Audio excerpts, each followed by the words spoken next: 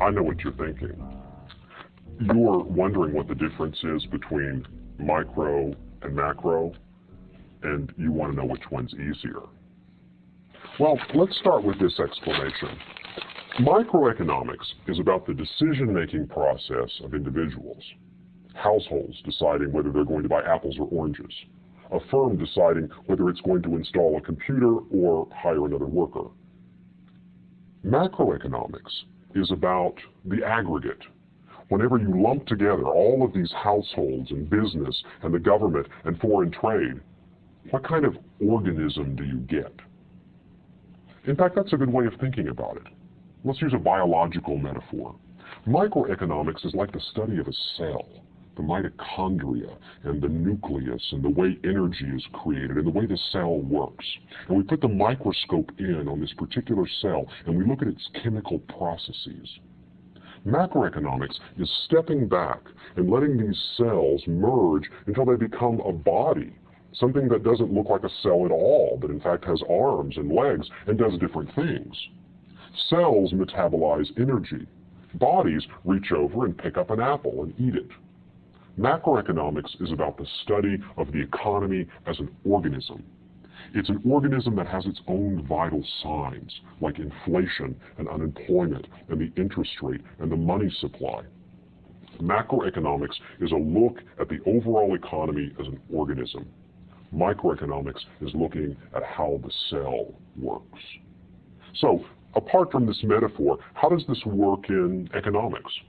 Well, in microeconomics, we're going to be answering questions about the way individuals respond to changes in relative prices. For instance, in microeconomics, we ask the question, if the wage rate goes up, will a household supply more labor or less?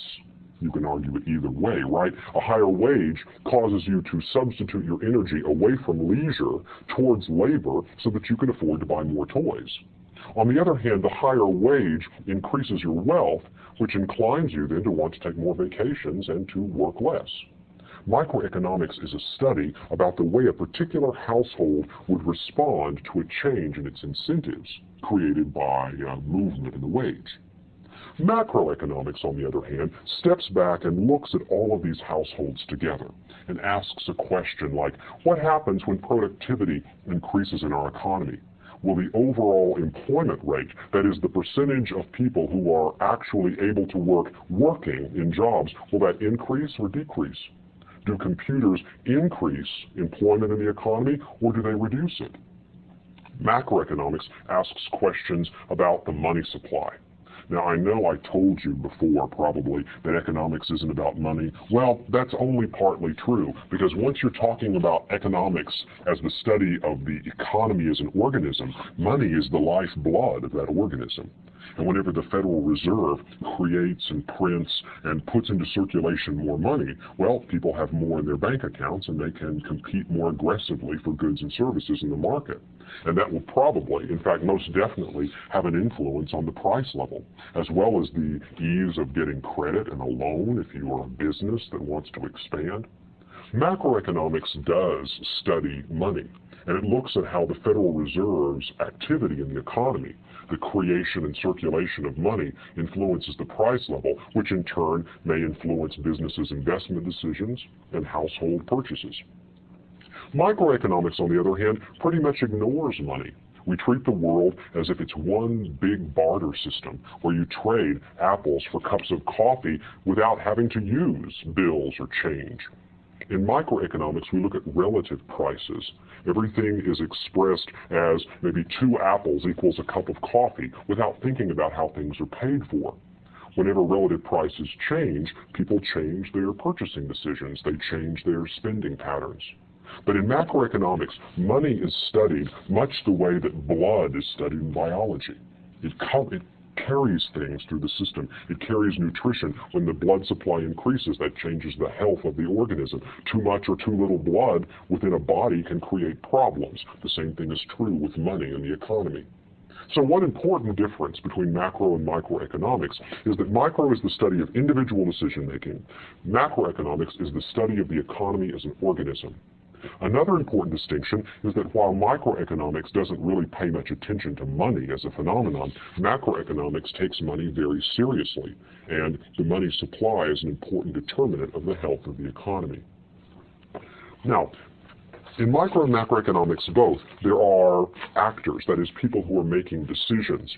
Let's look at who we're going to be studying in macroeconomics and talk about how our perspective on them differs from the way we thought about them in microeconomics. The important players in the macroeconomy are households, businesses, the government, and the rest of the world, which is linked to a particular economy by foreign trade. In macroeconomics, the spending of households is called consumption. Whenever households spend money, they are said to engage in consumption. The alternative to consumption is savings. And another thing a household can do is it can use its income to pay taxes. Now, in microeconomics, we answered questions like, what happens when this household goes to the grocery store? Do they buy apples or do they buy oranges? In macroeconomics, on the other hand, we're going to ask about what determines the amount of consumption spending overall that this household will do in a year. And we'll look at variables like income, taxes, and age as influential on the consumption decisions of this household. What about businesses? In microeconomics, we answered questions like, will this business choose to hire an extra worker or an extra machine at this point? That is, in what ratio will this business employ capital and labor? And if the wage rate increases, we found that businesses were inclined to hire less labor because it was more expensive and substitute and hire more capital instead. That's a microeconomic analysis. On the macro side, what we do is we look at the big picture. When interest rates go up or interest rates go down, are businesses inclined to do more investment spending or less? That is, what influences the overall amount of spending that businesses are inclined to do? Rather than looking at individual decisions within the firm, we consider businesses as part of this overall organism, and we ask what determines the amount of spending that they plan to do. Next, we look at the government. From the point of view of microeconomics, we didn't talk that much about the government because the government seems to mainly be a policy player. In microeconomics, the government set the tax rates, which influence people's purchasing decisions. In macroeconomics, on the other hand, we usually think about government spending as a stimulus to the economy, or government debt as creating bonds, which create a financial market, which has other benefits for the economy. Government plays a big role in macroeconomics as a policy player, not in the sense of influencing individual decisions as they did by setting tax rates in micro, but because the government can choose to pump up the economy by spending more money or to slow it down by spending less. Also, the Federal Reserve, although not technically part of the federal government, really seems like a government entity. That is, the central bank is kind of part of the government, and it's the central bank that determines the amount of money that's in circulation, which influences the price level and other factors, variables in the economy. Finally, we have foreigners, and we didn't talk about foreigners in microeconomics at all. But now the foreign sector becomes very important because the demand for our goods overseas determines the amount that we can export, and that's going to determine how much factories are going to be inclined to produce. Factories tend not to produce goods they can't sell, and foreign demand becomes an important component in the macroeconomy. So, these are the players in the macroeconomy. These are the players, and the way that we think about them in macroeconomics is broadly. Consumers spend money, pay taxes, and save. Businesses spend on investment goods. The government increases spending, maybe runs a deficit, maybe pays off its debt. And foreigners, depending on the exchange rate, may buy more of our goods or less. Now, there's one more thing that we're going to want to consider whenever we think about macroeconomics.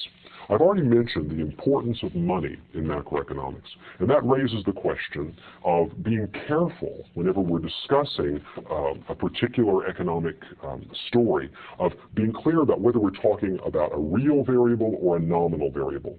Anything measured in terms of money is considered nominal.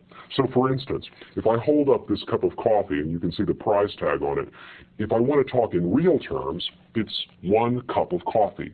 When we talk about real goods and services, we're talking about physical, tangible, actual goods and services that people enjoy. Cups of coffee, apples, haircuts, vacations, medical care. However, this is also $1.25 worth of coffee. That is, I can represent this coffee in nominal terms by talking about how much money I would have to pay to get it in the market. Things measured in terms of money are called nominal variables. So here is $1, a nominal measure. And here is $1.25 worth of coffee, another nominal measure. The neat thing about nominal measures is they're very easy to add up.